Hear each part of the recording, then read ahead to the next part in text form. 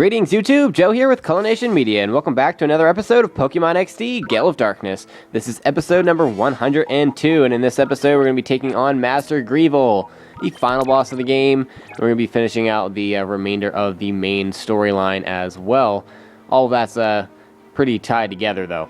Alright, so the first thing that I did, which I kind of talked through, was actually putting Crobat into the PC, which seems kind of stupid considering the final boss is coming up, but there's a very specific reason for wanting to do that I'll go into a little bit later on, but just know that it's a good idea to go into the final battle with 5 Pokemon instead of 6. There is one more thing that we need to do before actually going to take on Greevil, however, and I left out a scientist that was just kind of hanging out by the giant computer television screen thingy in the front of the room. It's very hard to see him, and the first couple of times that I played through the game, I didn't even know this guy was here. So kind of have to pay some extra close attention to find him, but luckily I did that, so we could use the extra experience and money anyway. Alright, so he starts off with Shiftry and Granbull. Granbull is a pure normal type. It has the Intimidate ability, so your attack is going to be lowered. And now his attack is going to be lowered as well, because we burned him with Heat Wave. We also have Shiftry here, who is a Grass and Dark type Pokemon, and I had a couple of advantages on it. So after a Heat Wave and an Ice Beam, Shiftry goes down without too much of a fight. Miltank is next, another normal type Pokemon. And Miltank is what its name implies pretty much, and it's a tank. It is difficult to knock down. It does have very good defenses, it has good HP, and it can do a lot of damage with moves that have the same type attack bonus like Body Slam. It can be a real pain in the butt. Anywho, Flamethrower is going to knock out Granbull, so that burn condition was kind of useless, but that's alright. It's always nice to get that status condition, because you know that the luck is on your side, at least a little bit.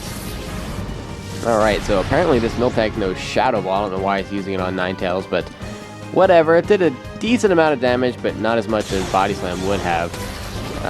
Wow, that actually did a lot of damage. I was not expecting Water Pulse from Vaporeon to do that much damage to this Miltank. Stay away from using Ice and Fire type moves on it, because it does have the Thick Fat ability, so Ice and Fire obviously are halved, and basically do the same amount of damage as a not very effective attack would do. And there's the Body Slam that I was talking about. Please don't paralyze.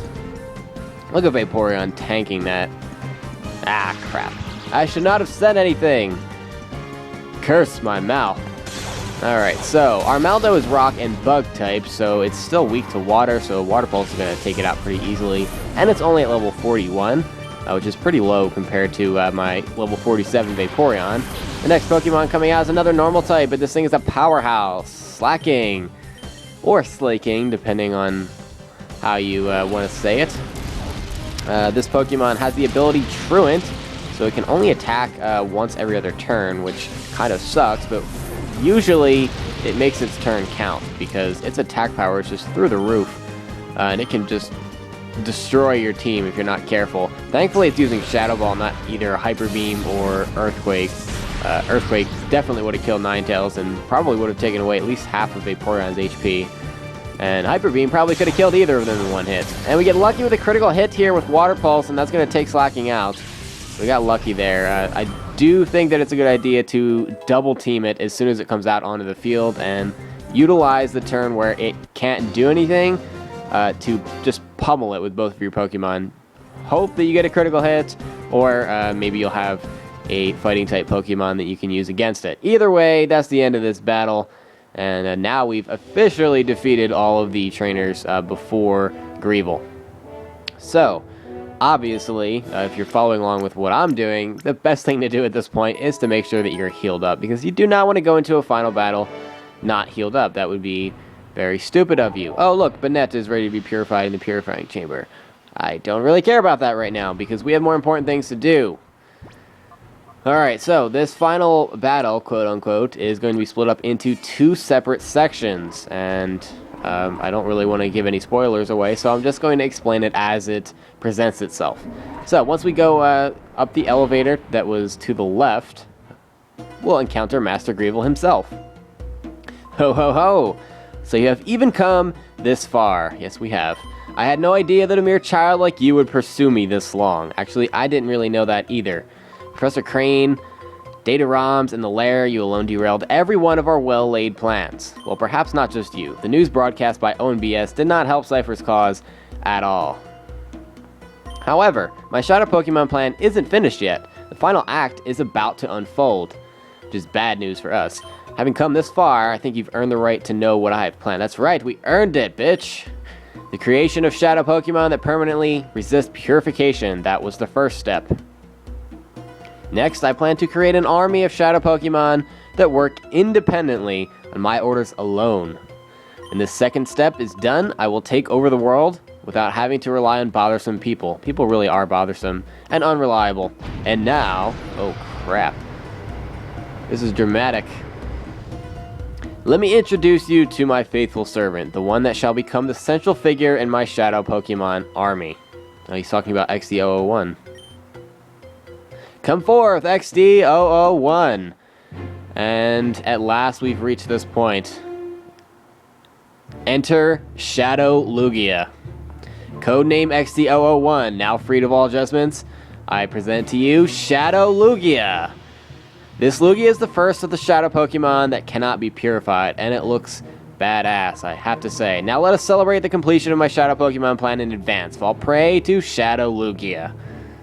And battle ensues, so it's going to be 5-on-1, because we have 5 Pokemon, obviously. And the reason that I wanted to keep one space open was because once we capture this Shadow Lugia, we'll be able to add it to our team for the real final battle. The aura reader is responding. It's a Shadow Pokemon. Yeah, no shit. So, I suggest not worrying about fighting it. You have that Master Ball, and there's no better time to use it than right now. You're not going to find a more difficult Pokemon to capture. There's no better circumstance. You need to use it now. And that will make Shadow Lugia yours. If you do try to fight this Shadow Lugia, I suggest paralyzing it or putting it to sleep. Use Rock-type Pokemon or Electric-type Pokemon. Don't be afraid to hit it with super effective attacks. Get it down into the red zone as soon as possible. And then just start chucking Ultra and Timer Balls at it. Timer Balls, of course, after some time has passed. But that does it for the Shadow Lugia battle. How dare you, child! How dare you snag my Shadow Lugia, my one loyal subject! There's nothing left, but I will personally see to the total destruction of your Pokemon. Fall! And battle ensues yet again, and this time it's going to be 6-on-6, except we have the Shadow Lugia this time. Grandmaster Greevil would like to battle. He's going to start off with Rhydon and Moltres. Moltres, yes. Indeed, the legendary bird of Kanto. The legendary bird of fire. Fire and flying type, has the pressure ability, and it is also a Shadow Pokemon, and so is Rhydon, and so is the rest of Master Greevil's team. That's the coolest thing about this fight, and also probably the most difficult thing about this fight, is that all 6 of his Pokemon are Shadows, and it's ridiculous. All of the legendaries that are going to be coming out are all going to be at level 50, and everyone else is going to be in the high 40s. So, we're going to open the fight with Ninetales and Zapron. We're going to start off with a Will-O-Wisp on Rhydon because he likes to use Shadow End. And that can do so much damage because Rhydon's attack is crazy high. So we're going to try to pacify that a little bit. And I'm actually going to try to get Rhydon off the field as soon as possible. The other thing to take note of is that a lot of Master Greevil's Pokemon have weaknesses to electric types. And the chances of you wanting to use an electric type move like Thunder Wave are very high. That can be a problem with Rhydon on the field because he has the Lightning Rod ability, much like Manectric did in the Eldies battle, and Ninetales goes down already. It did not take very long. But anyway, what I was saying, the Lightning Rod ability will draw all electric type attacks to Rhydon, and it's even better on a Rhydon than it is on a Manectric because for Rhydon, he's ground type. He will be completely immune to any electric type attack that he draws in, so don't use any Thunder Waves or Thunderbolts, Thunder, Shockwave, anything like that until you get Rhydon off the field. With the help of his Shadow End and the burn condition, he is in the red zone now with the burn, obviously. So we're going to try to capture him here, and he stays in without too much of a fight. So that opens up a lot of windows of opportunity to paralyze the rest of the Pokemon that come out. I do not suggest burning too many of them, except for maybe Rhydon. And only because if he leads off with Rhydon, you need to afflict him with some kind of condition, and it helps to lower his attack. Otherwise, he'll just decimate your team. Alright, so the first thing I'm going to do is paralyze Moltres, because, first of all, the legendary birds are fast, and they also have special shadow attacks, that is. And I believe Moltres is called Shadow Fire. And then I think there's Shadow Chill, the ice type move, and then Shadow Bolt, which is the electric type move. But they're still shadow moves, not fire, ice, and electric. So it will be super effective on any Pokemon that is not a shadow Pokemon. But at the same time, they have added effects of either burning, paralyzing, or possibly freezing your Pokemon. I think it's like 30% of the time, maybe. It's either 10 or 30. Regardless, I'm going to say it's 10, actually, because with the length of this fight, 30% would be a little bit ridiculous. So I'm going to go with 10. Feel free to correct me about that in the comment section if you know the exact percentage.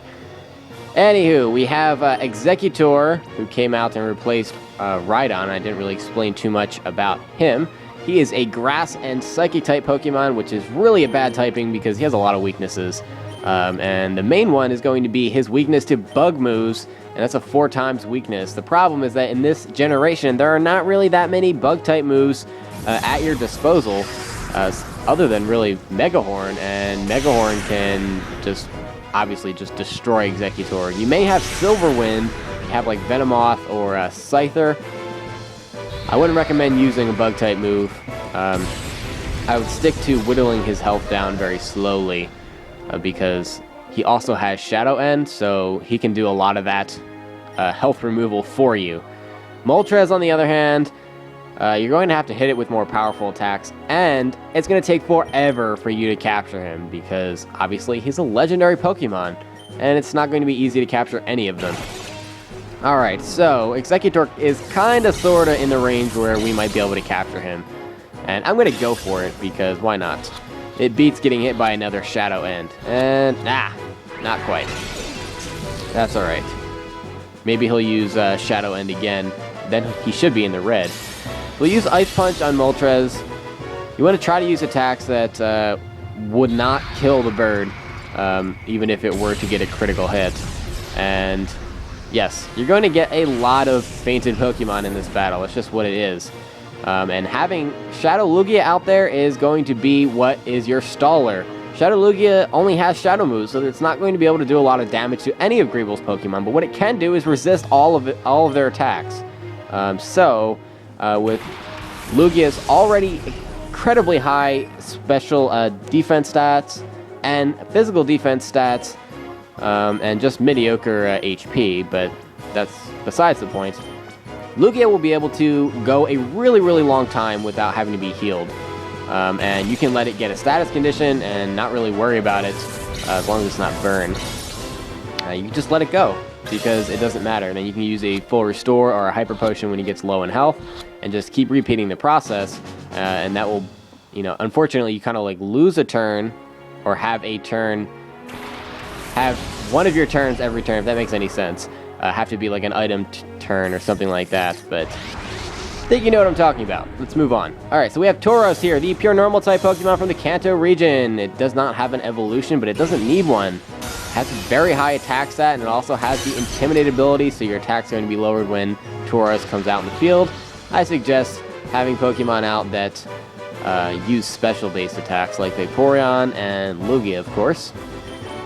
Alright, so Moltres is kind of sort of getting down into the catchable range. I don't even know if I want to start throwing Ultra Balls at it until it gets into the red. If you have a Pokemon that can put Pokemon to sleep, I highly suggest you take advantage of that.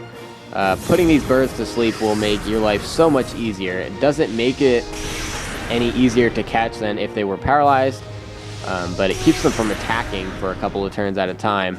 The problem is, a lot of the Pokemon that have sleep-inducing moves also pretty fragile, and the main one I'm thinking of is Jumpluff. But I believe you could also have Breloom at this point. You could have Butterfree, Venomoth. They all can learn Sleep Powder or Spore. Parasect is another one that can learn Spore, but they're slow, and they can't take a lot of hits, so could be kind of counterproductive, but it's worth a try. Alright, so with Ninetales back out on the field, I'm going to go for a Will-O-Wisp on Tauros because, again, Tauros has very high attack, much like Rhydon. I don't think it's quite as high as Rhydon's, but it's close. And Tauros also loves to use Shadow End, so considering they lose half their HP regardless of how much damage they do, it's best that they do less damage rather than more, because it's going to be the same effect on them either way. Alright, so Will-O-Wisp actually got a hold of Tauros there. And speaking of holds, Tauros is going to go for a Shadow Hold so that we can't switch Ninetales out. Of course, we're not going to switch Lugia out, so that doesn't really matter, but Shadow Fire from Moltres. That is just an awesome looking attack. And Ninetales tanks it like a beast. Of course, we have the Shadow Sky going, so Ninetales is going to be pelted with that. But still, Ninetales survives. Tauros is hurt a little bit by its burn there, but we should be able to capture it in another turn or two.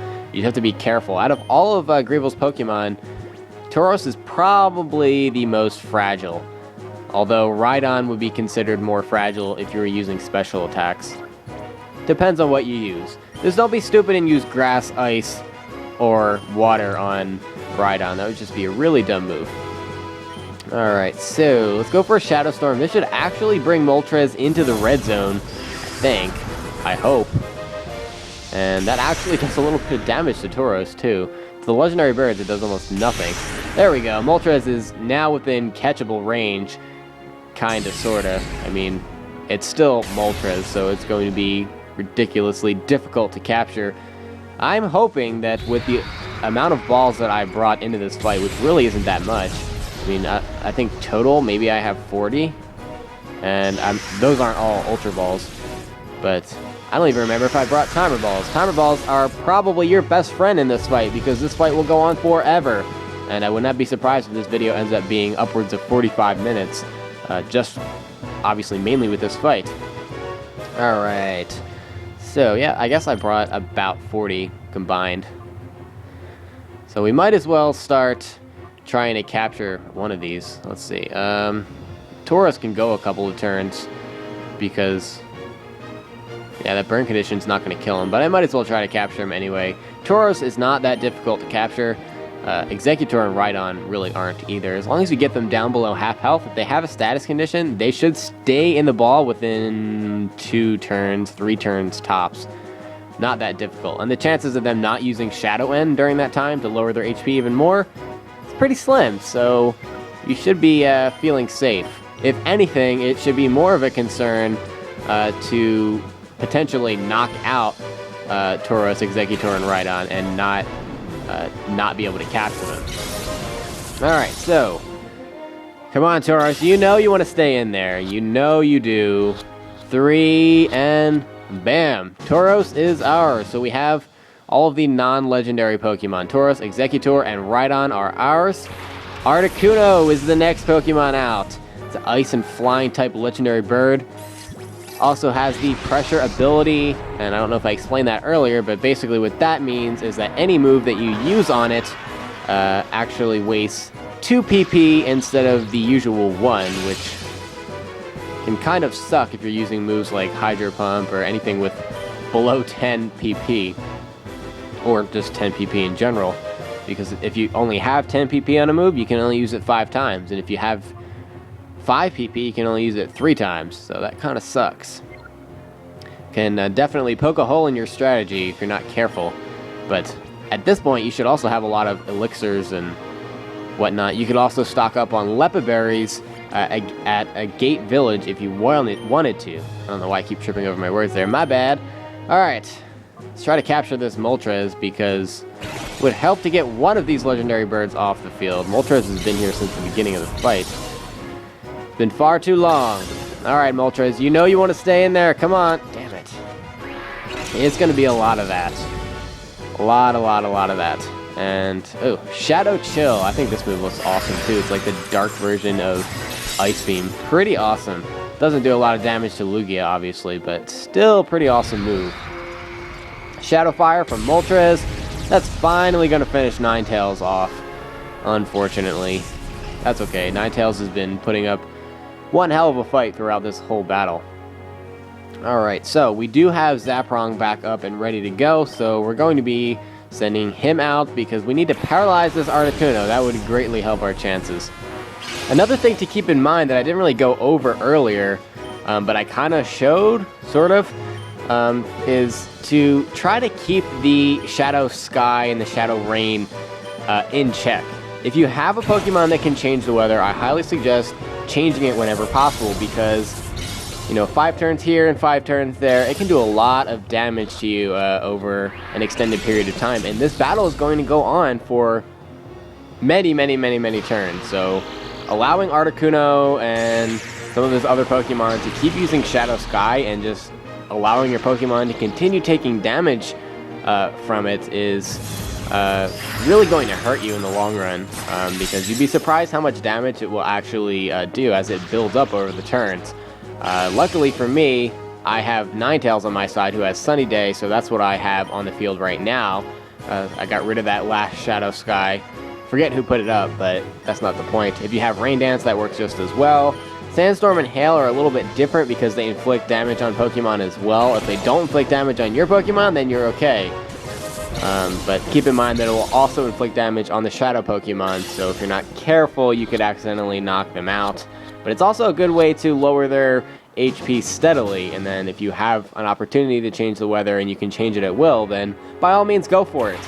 Finally, Moltres stays in an Ultra Ball, so we're down 1 Legendary Bird. We've got 2 to go. Greevil's last Pokemon is now out on the field, Zapdos, the flying and electric type Legendary Bird.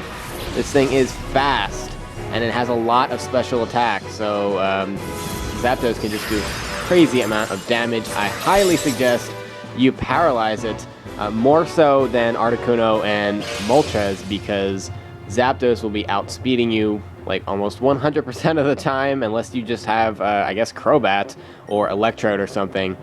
But yeah, try to paralyze it if you can. That will make your life so much easier.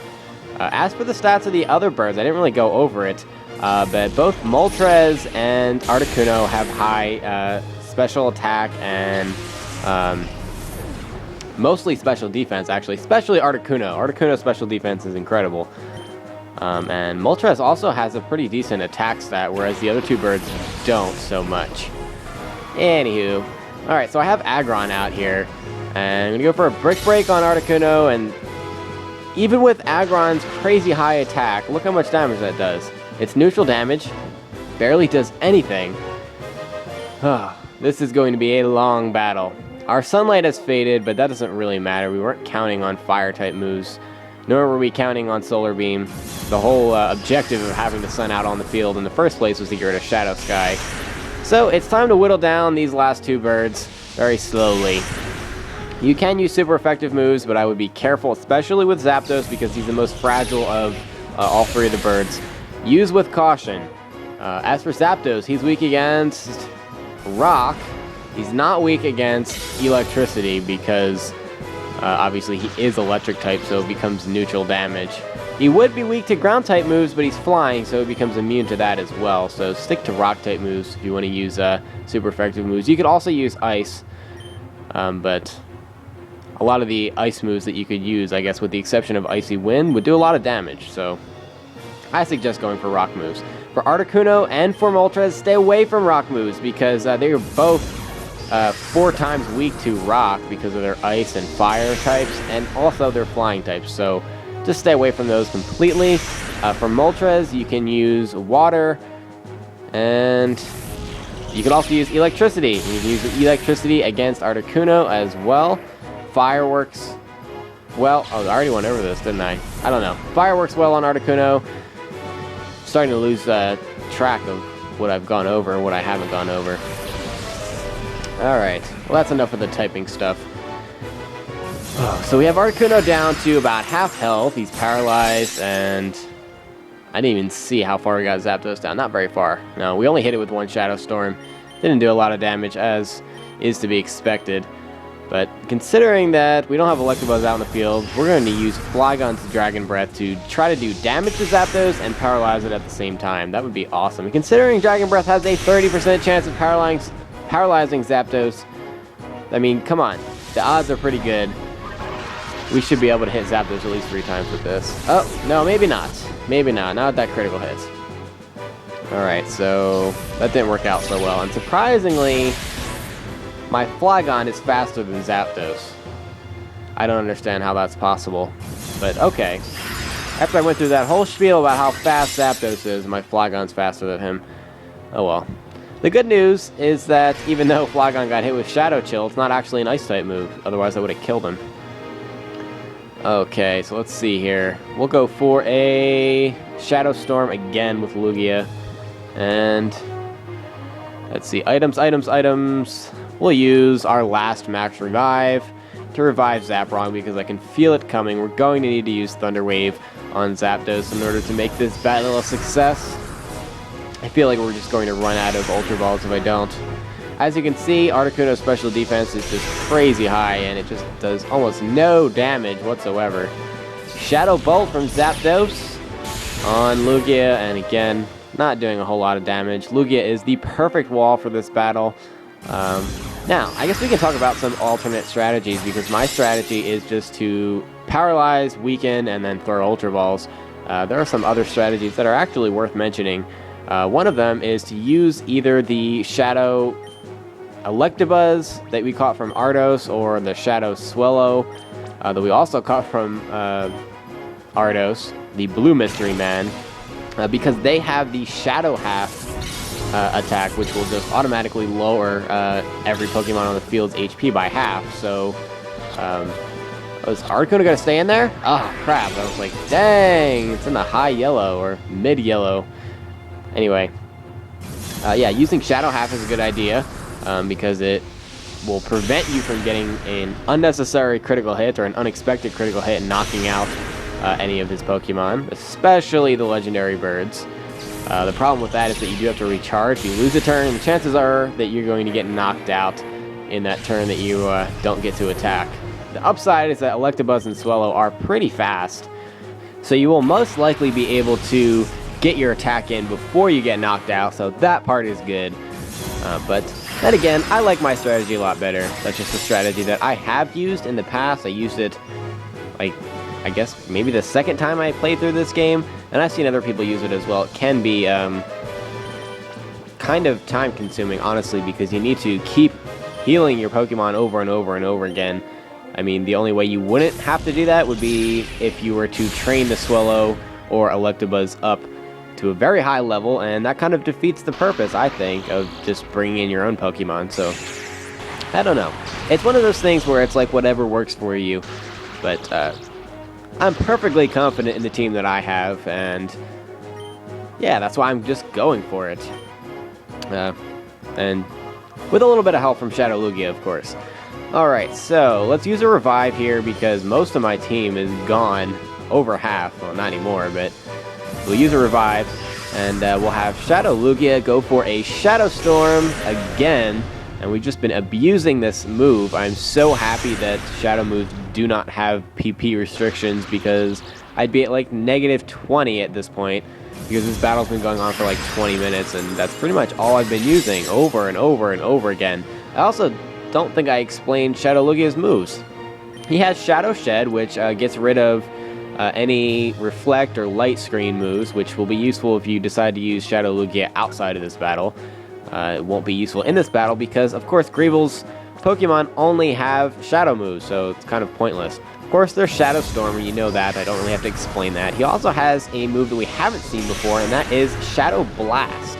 And that uses, I believe, special attack, I want to say, but don't quote me on that. Either way, Lugia's attack and special attack are very mediocre and not legendary-like, so I guess from that standpoint, it doesn't matter which move it is. But Shadow Blast is like the shadow variation of Lugia's signature move, which is Aeroblast, and it also has a high critical hit ratio as well. And not only that, but it has to be one of the coolest looking moves in the entire game. I mean, it just looks amazing. Yeah, it's kind of sad once you purify Shadow Lugia because he goes back to his original form and then he loses all of his cool Shadow moves. Namely, Shadow Blast, because he's the only Shadow Pokemon in the game. Obviously, they can learn that move, so kind of sucks. Same thing with the legendary birds, because they're the only ones that can learn their specific signature elemental moves. But I have to say, Shadow Blast definitely beats them all. But I believe Lugia does regain Aeroblast after becoming purified. So, yeah. Yeah, so I kind of gave it away there, but that whole nonsense about Shadow Lugia not being able to be purified is just that. Nonsense. There is a way to purify Shadow Lugia, and we'll be showing that later on, obviously, a couple of episodes down the road. Alright, so let's use a Hyper Potion on Zapron, get him back up to full health. It's probably going to end up dying anyway. I also have a couple of Timer Balls that I'm holding on to in case this really gets down to the nitty-gritty, because I still have quite a few Ultra Balls left to toss at these birds, and if I run out of Ultra Balls, I'll resort to the Timer Balls, because by that time, so many turns will have passed that it'll almost be at Master Ball level. It'll be ridiculous. Okay, do not team up on Zapron after I just healed him. I didn't kill him. There we go. Thank you. That's one part that sucks about this battle, is if any of the birds double team one of your regular Pokemon, they're almost like 100% sure to die in that turn. I mean, they can't stand up to 2 of those shadow attacks in a row. That would just be ridiculous. The chances of that happening are very slim. Alright, let's try yet another Ultra Ball on this Zapdos, because I'm determined to capture this thing. We are so close. Stay in there, Zapdos. Damn it. Arrgh, almost had it, indeed. I am determined to catch all of these Shadow Pokemon on the first try. We are going to do this. We are over 32 minutes into this video, and I am not going to give up now. Nor am I going to re-record this. This is going to happen this very time. First take. Alright, Vaporeon, let's do this after Zapron bit the dust there. Okay. We can do this. Let's see. First thing we're going to do is we'll use one of our Ultra Balls on Zapdos again. That'll bring us down to 20 Ultra Balls left. I mean, 20 Ultra Balls is plenty. Plus 5 Timer Balls. Come on. What are the chances that they break out of every single one of those? I don't know. I feel like I shouldn't be talking shit to them, being like, yeah, I'm going to capture you, because the more I do that, the higher the chances that I'm just going to fail. Shadow Bolt. Critical hit on Lugia, but again, doesn't do a whole lot of damage. And Articuno is paralyzed and can't move. And you know what that means? Yep, taking advantage of not dying on that turn and throwing more Ultra Balls. Yay! Alright, let's see here. I'll switch Aggron in. Why not? But in the meantime, we're going to toss an Ultra Ball at Articuno this time instead of Zapdos, because, yeah, my luck wasn't so hot with Zapdos. Stay in there. Damn it. You birds are so stubborn. Alright, so we're going to switch Vaporeon out for Aggron. And Zapdos is paralyzed, can't move, which is good, because Zapdos, honestly, has been doing more damage than Articuno has with its higher special attack. As you can see, with Aggron's low special defense, that almost... well, I guess it comes close to killing Aggron in one hit, which is just mind-boggling, considering the levels are almost identical.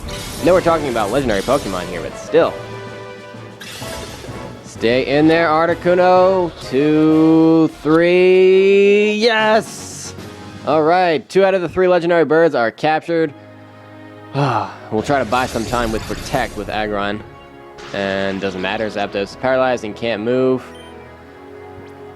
We'll go for another Ultra Ball. This will take us down to 17. And, let's see. Might as well use some of these items. We'll use Moo Moo Milk to restore Aggron's health all the way, because it was almost exactly 100. Not quite, but close enough. Zapdos, are you going to be a good birdie and stay in that Ultra Ball? Come on. 1, 2, 3. Yes! Yes! Alright. There you have it. Grandmaster Greevil is defeated. We've captured all, I guess, 7 of his Shadow Pokemon, if you include Shadow Lugia. Rhydon, Executor, Tauros, Moltres, Articuno, Zapdos, and Lugia are all ours. There's only 1 Shadow Pokemon left in the entire game.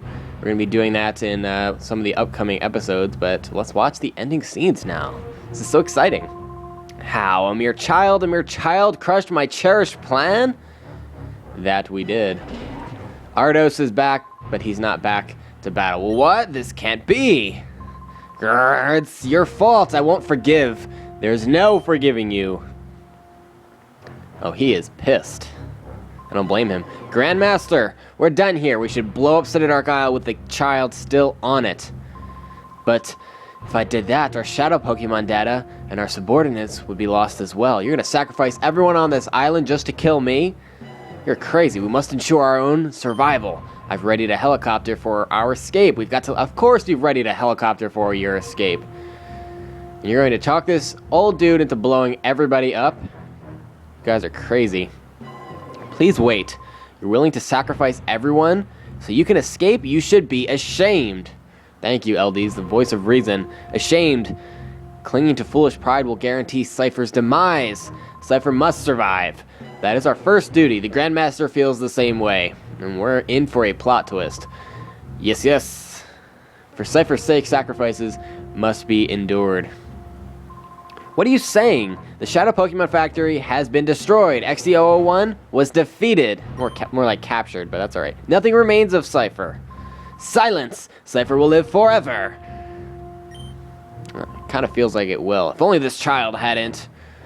Grandmaster, please give the order to blow up Dark Isle. Don't do it, old man. Yes, it can't be helped. Don't begrudge us, child. You're gonna blow us up. I begrudge you. Stop. Let's put a stop to this. Father. OMG. That's right, he pulled the father card. Don't call him father, call him the Grandmaster. So these guys are actually brothers, and Grandmaster Greevil is their dad. Father, you've lost sight of what is important. You got carried away by this whole Grandmaster nonsense.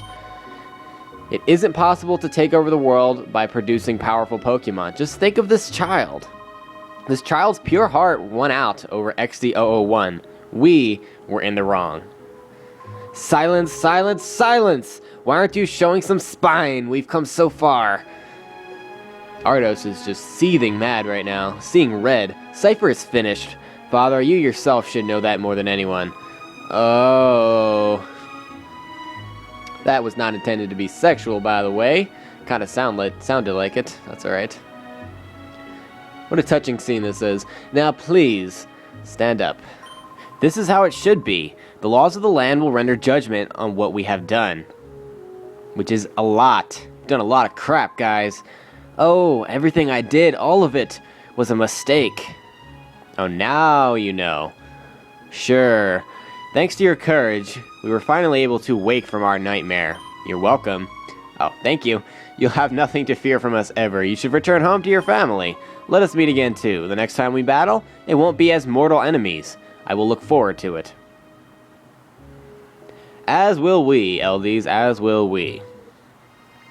And now it is time for some happiness. Yay, the clouds are going to part over Dark Isle, and everybody all over the place is going to be cheering.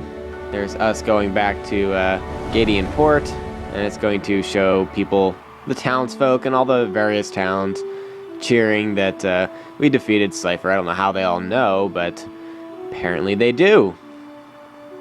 Nothing wrong with that. And so marks the end of Pokemon XD Gale of Darkness. We're about to go into the credits here. And, yeah. Oh, Jovi.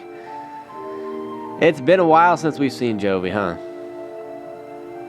But in any case, while this marks the end of the main storyline, the game is not over. In fact, we haven't even caught all the Shadow Pokemon yet. There's still one more to capture, and I'm thinking we're going to try to capture that in the next episode. Oh, yes. Hell yes, I want to save. You bet your ass I want to save. I do not want to get stuck doing that all over again. This is a over 40-minute long video. This has got to be my longest video to date.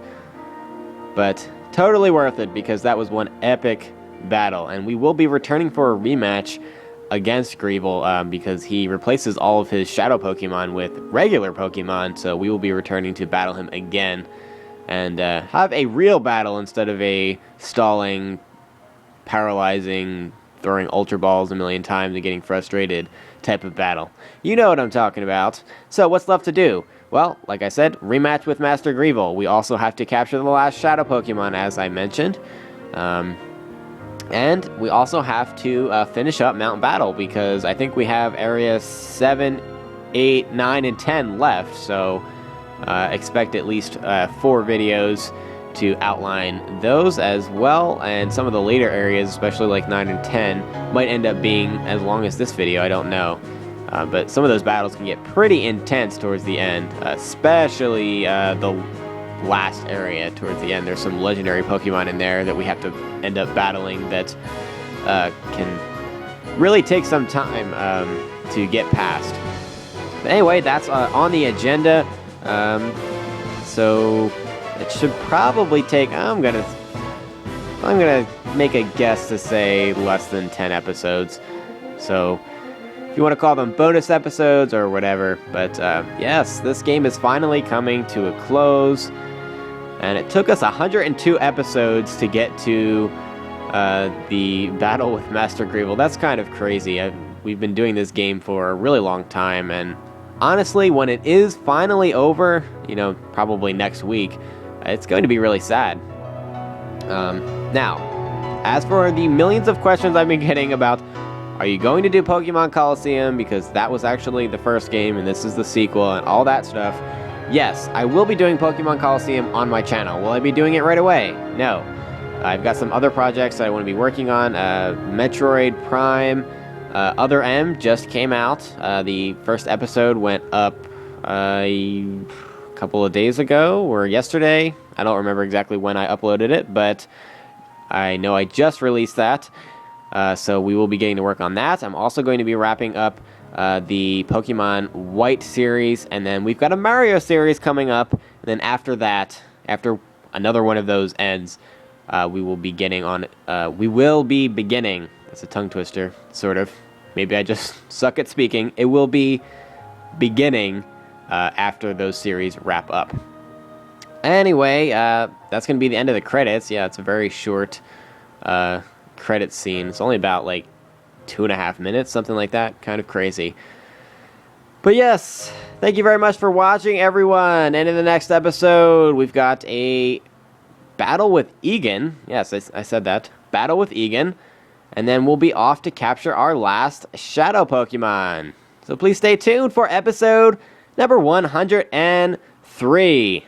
Game on.